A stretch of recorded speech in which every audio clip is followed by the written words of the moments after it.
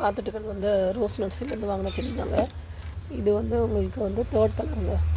Already இந்த வீடியோஸில் காட்டியிருப்பேன், soil ரொம்ப டைட் ஆகிட்டு இருக்கிறது அந்த செடி தான். பட் இது வந்து 4th கலர், நான் கலர் அப்டேட் பண்ணல.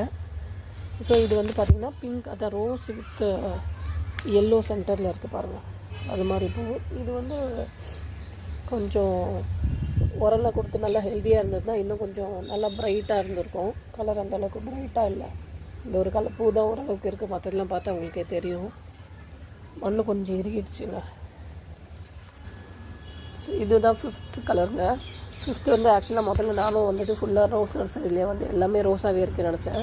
ஆனால் கொஞ்சம் ப்ளூம் ஆக தான் தெரியுது. இது வந்து ஒரு மாதிரி மெரூனாக இருக்குது, ரெட்டிஷ் மெரூனாக இருக்குங்க. கொஞ்சம் இன்னும் கொஞ்சம் ப்ளூமானால் வந்து லைட் ப்ரௌன் கலர் ஷேட் வரும்னு நினைக்கிறேன். இப்போதைக்கு மெரூன் கலரில் இருக்குது.